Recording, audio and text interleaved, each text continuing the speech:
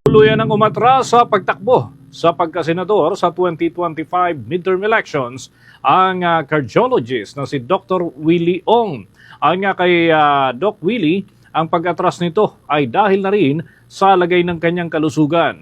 Ginawa nito ang kanyang kumpirmasyon sa kanyang account. Una nang na-diagnose ang naturang health advocate nang mayroon siyang cancer noong Setyembre ng nakaraang taon. Ayon nga sa kanyang doktor, nakita sa naturang personalidad ang 16 by 13 by 12 centimeters na sarcoma sa kanyang abdomen. Sa ngayon mga kabombo ay patuloy naman ang pagsasailalim ng naturang doktor sa kaukulang gamutan. Pinapairal natin na law and order kung kaya niyang putang ina.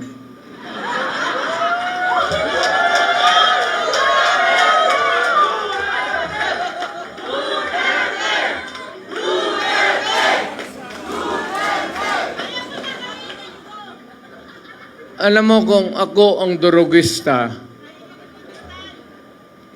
kung may ganoon ako, at bakit sa utak ko, bakit hindi? Total, kasama ko naman sa presidente sa hit-hitan. So, yung baski yung mga pulis, pati military, medyo, ano sila? Because of the incongruity. Hindi magkasya eh. Meron isang presidente na talagang bangag.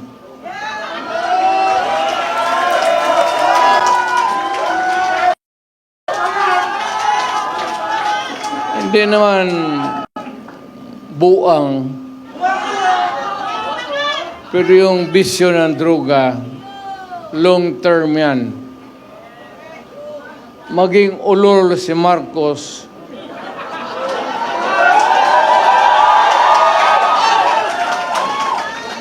kung maybe constant use of heroin, aabot pa siguro siya ng 80. Pero pagdating sa panahon na yan, hindi na siya gumagalaw. Either nakatindig lang yan sa kwarto niya. Napakasakit po pakinggan na kami daw, yung aming team sa PDP, ay parang nagbibinta lang daw ng suka, tapos binigyan ng COC. Anong tingin niyo kaya Atty. Hinlo? Abogado yan! Bakit tayo tinitira? Ibig bang sabihin, takot sila sa atin? Ha? Kaya, sige lang, tawagin ninyo kaming team suka. Okay lang. May bahid ng dugo ang kamay. Dahil sa tukhang. Wala mang ibang involved yan sa tukhang kundi ako. Di ba? First day of the campaign period, wala po tayong ginawa. Pinauna natin yung kabila. Sige, mag-proclaim kayo dyan. Kami, mga dihado man kami, dito lang kami mamaya after 2 days. Today, 13 kami mag-proclamation. Hinayaan natin sila. Sila'y nauna, wala nang ginawa, kundi puro patira ng tira sa atin. Wala na nga kaming tahimik. We were giving you the moment. Sa inyo na yung February 11. At sa amin ang February 13. You have the moment. Pero, bakit tayo tinitira? Ibig bang sabihin, takot sila sa atin? Ha? Isa na indicator dyan. Kasi kung insignificant opposition tayo, oh, bakit ko pakialaman kung sino-sino yan sila? Bahala kayo dyan, mga insignificant kayo. Pero the mere fact that the knowledge that the President of the Republic of the Philippines ang tumitira, ibig sabihin, ano ibig sabihin yan? Gusto ko lang sagutin. Ito, sagutin ko lang. In fairness, no? In fairness sa lahat ng mga mahirap na lumaki, nagbibinta ng suka na kagaya ko. Napakasakit po pakinggan na kami daw, yung aming team sa PDP, ay parang nagbibinta lang daw ng suka, tapos binigyan ng COC? Anong tingin niyo kay Atty. Hinlo? Abogado yan! Atty. Jimmy Bunok, abogado yan! Atty. Rodriguez, abogado yan! Atty. Marcolita, abogado yan! Ako, hindi ako abogado. Pero, murag abogado. Ako lang, talagang, alam nyo, yung suka, maliit pa ako, yung lolo ko po, mananggiti. Alam nyo, mananggiti. Yung umaakyat sa puno ng niyog para kukuha ng tuba. Sinasamahan ko yan every morning. Ako ang nasa ilalim ng puno, kasi yung tuba na kinukuha niya sa taas, binababa niya, ako ang tagatanggap. At yung tuba na kinukuha niya, binibinta niya yan. Kapag hindi nabinta ang tuba, kinabukasan, bahal na yan. Ano ibig sabihin ng bahal? Hindi na presko. Bahal na, medyo mapakla na yung tuba. Pagkapangatlong araw, mas lalong mapakla. Bahal pa rin ang tawag namin yan. Pero after the third day, hanggang 1 week and onwards, yung tuba ay nagiging suka. At yung suka na yan, hindi niya kinikwinta ng lolo ko, ang kanya tuba lang. Pag nabinta ang tuba, sa kanya yung pera.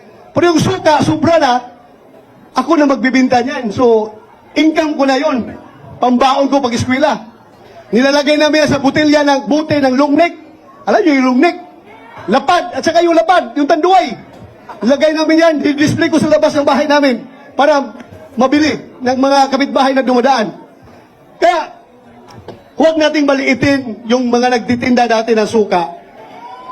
Dahil, hindi po masarap, hindi po bawal mangarap ang isang nagtitinda ng suka na magiging senador. Ako'y nagtitinda ng suka, pero nakapag-master of degree ako. Nakapag-doctor of philosophy ako. Naging CPNP pa ako. At ngayon, naging senador pa. Kaya sa lahat ng nagtitinda ng suka dyan, malaki ang tsansa nyo na magiging senador. Hindi kasi, ito mga tao na lumaki sa layaw, yung hindi kumakain ng pagkain ng mahirap, baliwala sa kanila suka. Pero sa ating mga mahirap, very essential ang suka sa ating kusina. Dahil hindi masarap ang tuyo, hindi masarap ang bulad, hindi masarap ang daing kung walang suka. Kaya, sige lang, tawagin ninyo kaming Team Suka. Okay lang. Team Suka, basta importante, kami ang nagpapasarap sa ulam ng mga taong mahihirap. Diba? Kasi kung walang suka, hindi masarap yung daing, yung tuyo. Masakit masyadong malunok yung kanin na ang presyo ay tag 50 pesos, hindi 20 pesos, ha? Hindi 20 pesos ang kilo ng bigas. 50 pesos to 58 pesos. Minsan naabot pa ng 60 pesos. Kami po ang tumutulong na malunok ng ordinaryong tao yung kanin na mahal dahil sa suka na sinasawsaw yung bulad. So okay lang, tawagin nyo kaming Team Suka. No problem. Basta kami ang suka sa buhay ninyo. Ha? Tayo daw! Ay, hindi, nabanggit ko lang kasi yung nakikita ko dito. Andito pala si Pastor Kibuloy. Di ba? Isa-isahin ko yan mamaya. Isa-isahin ko yan mamaya. Huwag kayong mag-alala, isa-isahin ko yan. Ang kandidato daw ng kabila ay may bahid ng dugo ang kamay. Dahil sa tukhang. Wala mang ibang involved yan sa tukhang kundi ako. Di ba? Kaya, with all due respect, sasagutin ko lang po. Alam po ninyo mga kaibigan, kung yung aking mga kamay ay may bahid ng dugo, hindi ko po yan ikinakakahiya. Kung yung aking mga kamay ngayon ay may bahid ng dugo ng mga masasamang tao, kung kinakailangan na madumihan ng dugo ng masamang tao ang aking kamay para maprotektahan ang buhay ng mga matitino, mababait at mga law-abiding citizen, gagawin ko po yun. itaga nyo sa bato. Gagawin ko yan.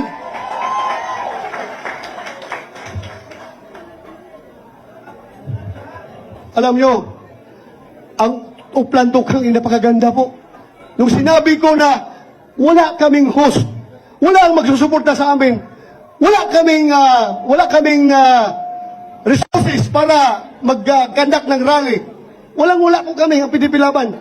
Kaya kami ay maggawa na lang ng tukhang na pangangampin. Pagkakampanya, magtutukhang na lang, tuktukhang nyo.